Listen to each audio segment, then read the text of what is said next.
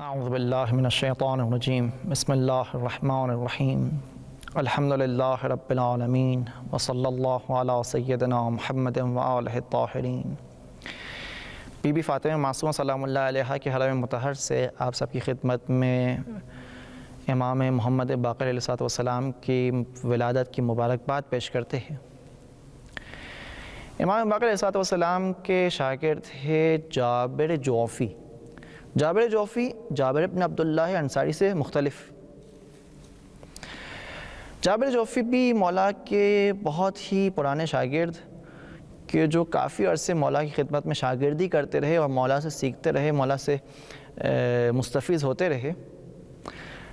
جب ایک طولانی عرصے کے بعد مولا سے مستفیض ہونے کے بعد مولا کی خدمت میں حاضر ہوتے مولا سے خداحافظی کرنے کے لیے کہ مولا میں واپس جا رہا ہوں، اپنے شہر و دیار واپس جا رہا ہوں، آپ سے ایک نصیحت لینا آیا ہوں، آخری نصیحت لینا آیا ہوں، آپ مجھے کچھ نصیحت فرمائیں۔ میں 18 سال آپ کا شاگرد رہا، آج میں آپ سے خداحافظ کر کے اپنے شہر جا رہا ہوں، کچھ نصیحت مجھے فرما دیں۔ مولا علیہ السلام فرماتے ہیں کہ آپ اتنے عرصے ہمارے شاگرد رہے، اتنی ساری چیزیں آپ کو بتائی گئی، آپ انہی پر عمل پیرا ہو جائے۔ پھر بھی وہ جابر جوفی اصرار کرتے ہیں کہ مولا کچھ آج آپ ہمیں عطا کیجئے۔ تو مولا امام باقر علیہ السلام ایک نصیحت جابر جوفی سے کہتے ہیں کہ جو نصیحت نہ صرف جابر کے لیے، جابر جوفی کے لیے، بلکہ ہم سب کے کام آنے والی نصیحت ہے۔ اور وہ نصیحت یہ ہے کہ مولا فرماتے ہیں کہ اے جابر، اپنے آپ کو تولو، اپنے آپ کو وزن کرو، اپنے آپ کو میزان میں پرکھو۔ ہر انسان کو چاہیے کہ وہ اپنے آپ کو تولے، اپنا وزن کرے، اپنا اندازہ لگائے، اپنے ایمان کا اندازہ لگائے، اپنے خدا سے قربت کا اندازہ لگائے کہ میں کتنا خدا کے قریب ہوں۔ اپنی روح اور جان کو تولو، اپنے ایمان کو تولو، اپنے تقوی کو تولو، اپنے دل و دماغ کو کہ کتنا دل و دماغ میرا خدائی ہے۔ ہم کیوں تولے؟ ہم کیوں ایسا کریں؟ ہم کیوں اپنے آپ کو میزان میں پرکھیں؟ تاکہ ہم جان پائے کتنے ہم اچھے ہیں، کتنے با ایمان ہیں، کتنے جنتی ہیں، ہمارے اعمال کی کیا عاقبت ہے، کیا قیمت ہے اس کی، کتنے ویلیویبل اعمال ہیں ہمارے۔ تو اس تولنے کے لیے میزان کی ضرورت ہے۔ وہ میزان کیا ہونا چاہیے؟ کس سے تولیں گے ہم اپنے آپ کو؟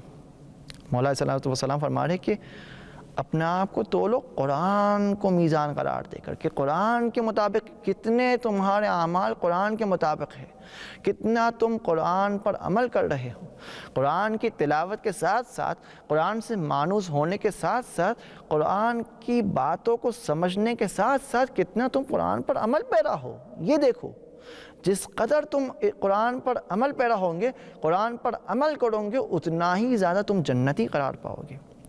اس کے لیے ہمیں کیا کرنا چاہیے؟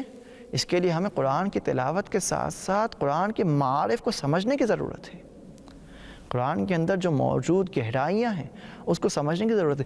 جس قدر ہم قرآن کو بہتر طور پر جان پائیں گے، قرآن کے معارف سے آگاہ ہوتے جائیں گے، اتنا ہی زیادہ ہمارے اندر جو جذبہ ایمان اور جذبہ اطاعت بڑھتا جائے گا، قرآن پر عمل کرنے کا جذبہ بڑھتا جائے گا، اتنا ہی زیادہ ہم قرآن پر عمل پیرا ہونے کی کوشش کریں گے۔